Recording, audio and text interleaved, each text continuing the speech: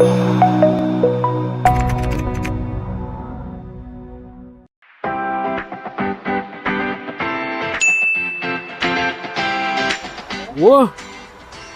oylik tushdi. To'lashim kerak edi. Svetga, gazga. Ancha bo'ldi suvga ham to'lamagan. Suv idorasi qayerda edi? Assalomu alaykum. Kechirasiz. Suv idorasi qayerda edi? Ichimlik suviga pul to'lamoqchi edim. Metroga tushsiz, Paynet butchasi bor. Ha, Paynetdan bo'ladi. Shundan tolasiz, tezroq bo'ladi. Rahmat.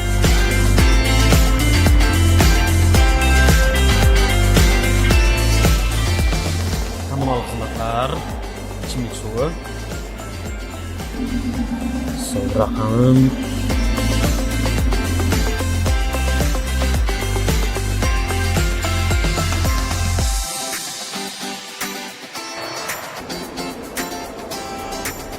Bu nima xatolik deyaveradi? Men tushunmayman, kechirasiz.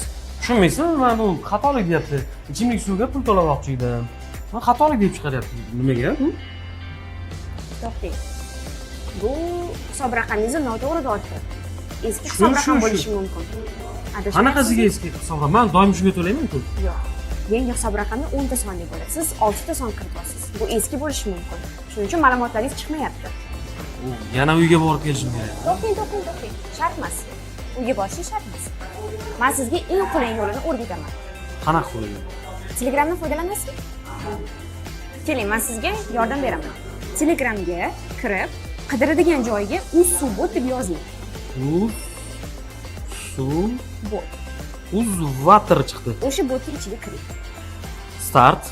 Xo'p. Bosh menyudasiz. Bu bot orqali siz eski hisob raqamingiz orqali yangisini bilishingiz mumkin. Buning uchun siz yordamga bosishingiz kerak. Endi eski ma'lumot kiritamiz, shunaqami? Ha, yangi hisob raqamni bilish degan joyga bosib, eskisini kiritasiz. Menimcha u yashash manzilimni tanlashim kerak, shunaqami? Hududingizni tanlashingiz kerak. Hop. Eski hisob raqam so'rayapti. Eskisini kiriting endi. Zo'r ekan-ku. Ko'rdingizmi? Bu eski hisob raqamingiz ekan. Bunisi endi yangisi. Bunga to'lov qilsangiz bo'ladi. Ha, hozir men buni endi buni shunga yozaman, shunaqami? Albatta, buni yozasiz, keyin ma'lumotlaringiz chiqadi. Rahmat, ancha ishimni osonlashtirdingiz. Xohlasangiz undan ham qulay varianti bor. Qanaqa qulay? O'sha botni o'zidan turib to'lov qilsangiz bo'ladi. Uydan chiqishingiz shart emas, supermarketga borishingiz shart emas, bunaqa kelib Paynet olib turishingiz ham shart emas. Nima qilishim kerak uchun?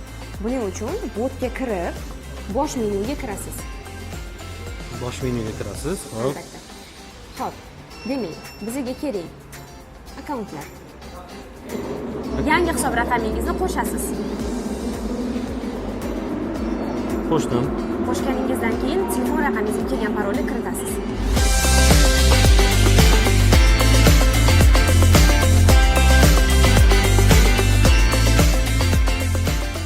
Yuborganingizdan keyin o'zingiz to'g'risidagi barcha ma'lumotlarni shu orqali ko'rishingiz mumkin va shuningdek to'lovlarni ham shu bot orqali qilsangiz bo'ladi. Undan chiqmasdan.